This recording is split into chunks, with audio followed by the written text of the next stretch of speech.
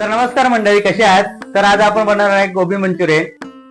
आपण गोबीचं घेतलेलं आहे, त्याच्यानंतर हे शिमला मिरची आहे, हे आपली काळी मिरी आहे, हे आपलं गाजर आहे, हा कांदा आहे, त्याच्यानंतर हे आलं, लसूण आणि हिरवी मिरची पेस्ट केलेली आहे, आणि त्याच्यानंतर हे गोबीचे मंचुरियन बनवले आहे. हे कशा प्रकारे बनवतात हे पण तुम्हाला मी दाखवणार.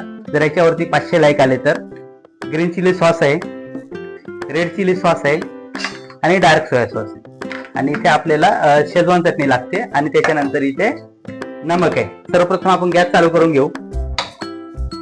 तर मित्रांनो, आपण इथे मोहरीचं तेल टाकणार आहे. थोडंसं जास्त नाही टाकायचं, थोडंसं टाकायचं. ते थोडंसं गरम होऊन द्यायचं तेल. गॅस थोडा मोठा करून घ्यायचा. आपण सर्वप्रथम इथं आलं लसूण पेस्ट जी बनवलेली आहे ना, ती टाकलेली आहे, उडते. त्याच्यानंतर लगेच त्याच्यावर शिमला मिरची टाकली, त्याच्यावर लगेच जे गोबीचं हे पत्ता गोबी आहे ते टाकलं, गाजर टाकलं, त्याच्यानंतर कांदा फेकून मारला त्याच्यावर. असं थोडंसं हे करायचं, परतून घ्यायचं. थोडंसं फक्त त्याचा कलर बदलला पाहिजे. त्यामध्ये थोडंसं नमक टाकून घ्यायचं आपण, कारण भाज्यांना पण नमक लागलं पाहिजे. रेड चिली सॉस टाकणार आहे सर्वप्रथम. पाकिटमध्ये मिळतात रेड चिली सॉस आहे. त्याच्यानंतर ग्रीन चिली सॉस आहे, ग्रीन चिली सॉस टाकला.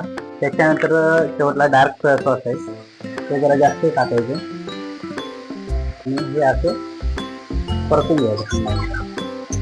आणि तिथं आपण शेजवान चटणी टाकू शकता. शेजवान चटणी बघा एवढ्या प्रमाणात टाकलेली. आणि शेवट आपण हे जे बॉल बनवलेले आहेत गोबी मंचुरियन बनवून हे टाकले, आणि असे एकत्र करून असे परतून घ्यायचे. मस्त आलेले बघा.